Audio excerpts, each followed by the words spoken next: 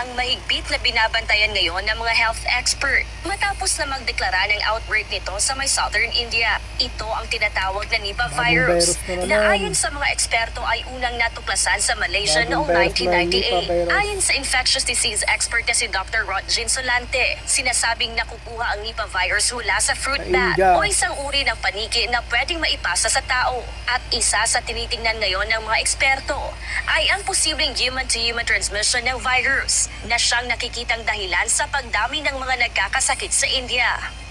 Halimbawa, may isang tao na infected, kagaya ng nakikita nila ngayon, and being handled by some of those na hindi alam nila na meron na palang Nipah virus. So, the body fluids of those who are being infected na ma-expose yung tao na handling that infected individual without the gloves, without washing their hands, and then touching their face, touching their mouth, then that can also be another route of transmission. Paliwanag ni Dr. Solante, mas nakakamatay ang Nipah virus kumpara sa COVID-19, kung saan nasa 50 hanggang 75% ang mortality rate nito.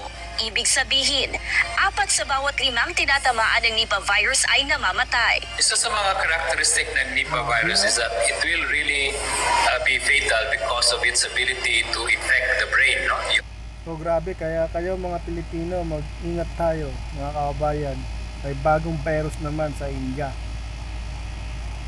Tinatawag natin na encephalitis. So encephalitis is inflammation of the brain. And you can just imagine when you have an infection that causes inflammation of the brain, it will also affect other functions of other organs, particularly the heart, the lungs, and doon nakikita natin na it can also be a multi-organ infection and can be fatal and deadly. Ayon sa mga doktor, ilan sa mga sintomas ng Nipah virus ay ang pagkakaroon ng lagnat, pananakit at panghihina ng katawan.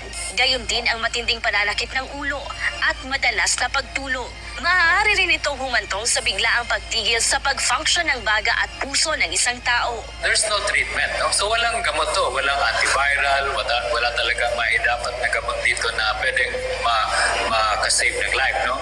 And that's the reason why mataas ang mortality. And at the moment, wala din tayong bakuna pangontra dito sa Nipah virus. Bagaman nagsisimula ng lumaganap ang Nipah virus sa India, tiniyak naman ni Dr. Solante na wala pang naitatalang kaso nito sa Pilipinas. Gayunman, sinabi ng health expert na dapat itong bantayan ng mga otoridad upang hindi makapasok sa bansa, lalo't parehong tropical countries ang India at ang Pilipinas. Gladys Tawabi, UNTV News and Rescue.